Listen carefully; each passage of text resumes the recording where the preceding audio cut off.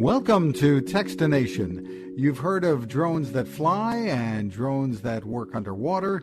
How about one that can do both? Professor Javier Diez from the Rutgers School of Engineering joins us. Thank you. It's a pleasure. Well, you've been working on what's called the Naviator, if I'm saying it right, for years now, with funding from the Office of Naval Research as well. Tell us about the capabilities here, a little history. Sure. It started as a project at the university with a group of undergraduate students. And it was funny because when we first proposed it to them, they was like, oh, this is too easy. It's like, come on, guys, it's never done before. But so it started as a senior project. After a year, we found some issues that we couldn't resolve. So then we shelved it for a little bit. And then we came up with this idea of using a dual propulsion system. Basically, you have propellers on the top and propellers on the bottom. So when you try to get out of the water, the top propellers, once they are in air, they're able to pull the vehicle out, while the propellers on the bottom will give you stability. So the idea is to always be very, very stable during the transition. Otherwise, you might be able to crash or something else. So that was, I think, the magic solution, to have this dual propulsion system. Which is used both in air and underwater. So when you operate in air, all your propellers have been using air, and when you're underwater, all of them are using water. So a very robust solution that is able to transition even when you have big waves and things like that. We have tested this in open water with up to 3-meter waves. So it worked out very well. How big is the drone? We have multiple sizes. It really depends on we have multiple projects with the Office of Naval Research, and we have little ones the size of your phone, and bigger ones close to the size of your car. So literally, it always depends on payload, right? If you have to carry more payload, you want to go bigger. So we have these size vehicles right now.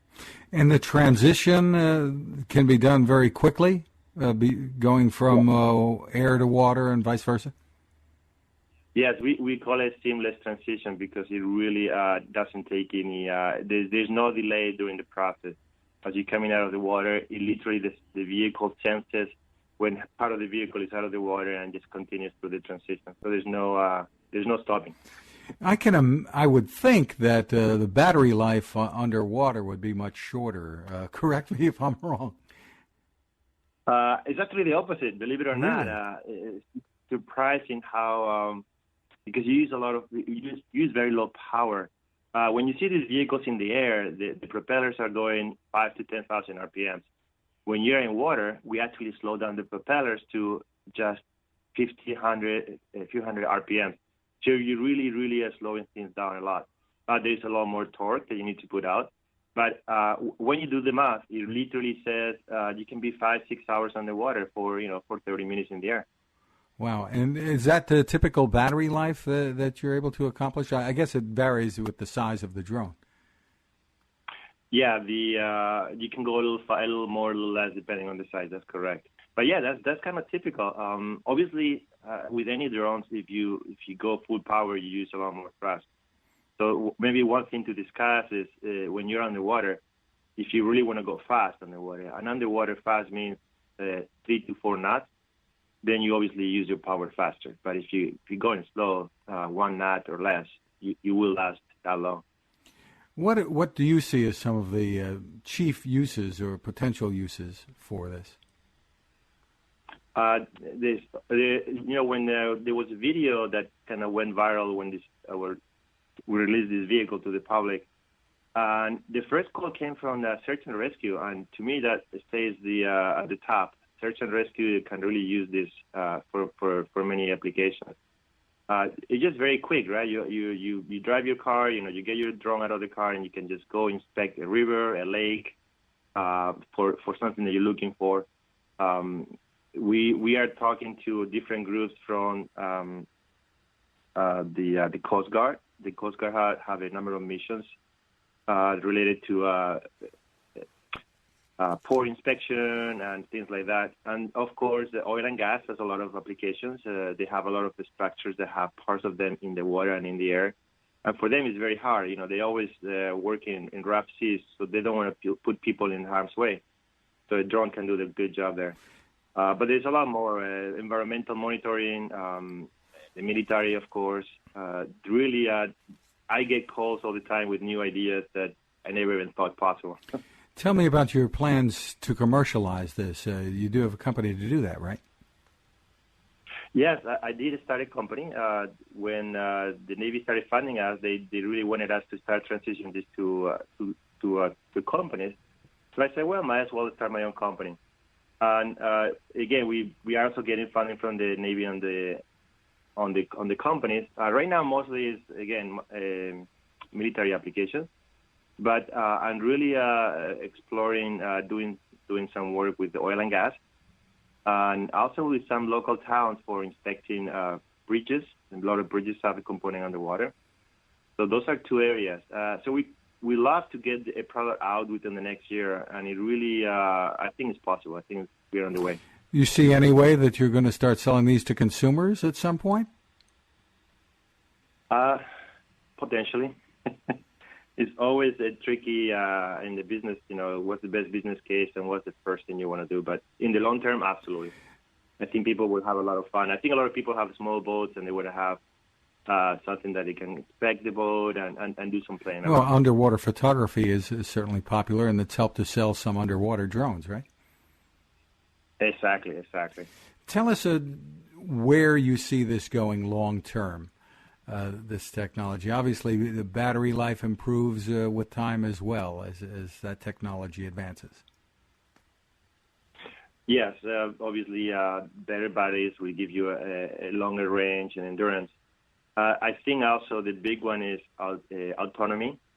Right now we fly. Well, we are also doing some autonomy right now, but mostly people fly themselves, right? Can we make these drones smart enough that you pre-program a mission? So they say, hey, I want you to go and inspect my boat without me having to fly the vehicle. So fully autonomous, I think that's kind of the way of the future, especially underwater. When you're underwater, radio doesn't work. So you have to pre-program the mission to happen. And you have sensors, right? So the idea is, and companies are doing this, adding more sensors so you're aware of your surroundings, you don't collide with objects. So same thing underwater. You add the sensor so the vehicle has a mission, and if there is an obstacle, it has to avoid the obstacle. Really fascinating. I hadn't thought of that you don't have the radio signals underwater, so you really have to pre-program it then. Yes.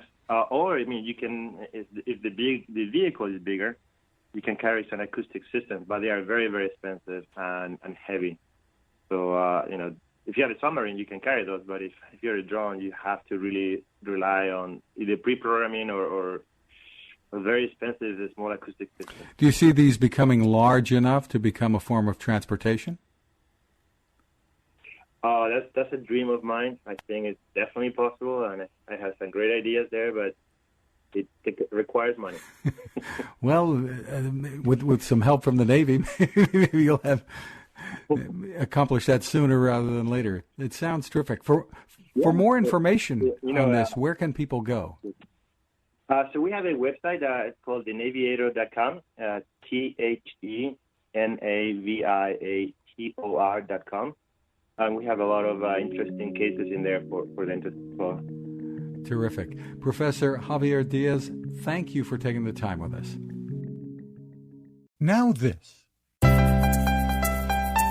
Innovation. Hi, I'm Fred Fishkin, and I've been covering consumer technology for a long time, and it takes a lot to impress me.